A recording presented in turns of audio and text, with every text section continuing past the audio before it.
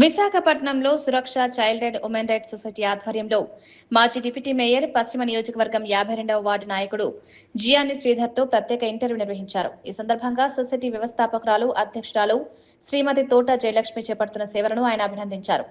మహిళలు చిన్నారుల హక్కుల పరిరక్షణ కోసం సురక్ష సంస్థ చేస్తున్న కృషి సమాజానికి ఎంతో అవసరమని చెప్పారు. విశాఖపట్నం మాత్రమే కాకుండా ఆంధ్రప్రదేశ్, తెలంగాణ, ఒడిశా రాష్ట్రాల్లో మహిళలపై జరిగే అన్యాయాలకు వ్యతిరేకంగా స్పందిస్తూ బాధితులకు అండగా నిలవడం ప్రశంసనీయమన్నారు.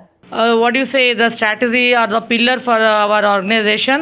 So our organization is totally attracted to his service, and I am very much pleased with sir, and I got very good opportunity to meet him also, and it is my luck, I can say, because such type of lessons even if we search also we don't get in the society, but luckily I got this legend.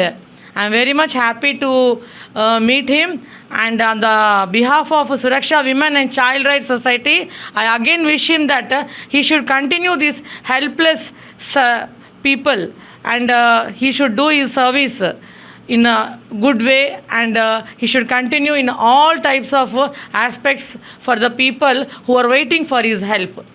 Thank you. అందరికీ నమస్కారం.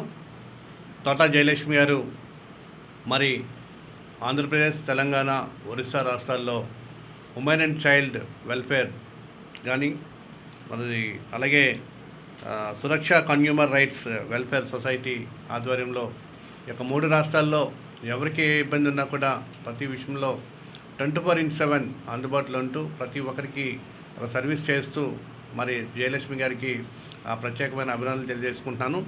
మరి మన ప్రాంతంలో ఈ 3 రాష్ట్రాల్లో కానీ మన ఉత్తరాంధ్ర జిల్లాలో కానీ ఎవరికి ఏది ఇబ్బంది ఉన్నా కూడా ఈ సురక్ష రైట్స్, ఉమెన్ రైట్స్, చైల్డ్ వెల్ఫేర్కి మీ అందరం కూడా సపోర్ట్గా ఉంటామని, తోట జయలక్ష్మి గారికి ఎప్పుడు కూడా అందుబాటులో ఉంటామని, ఎవరికి అన్యాయం జరిగినా కూడా మరి మేడంని కానీ మమ్మల్ని కానీ మేము కూడా ఇక ఆర్గనైజేషన్లో జాయిన్ అవ్వడం జరుగుతుంది.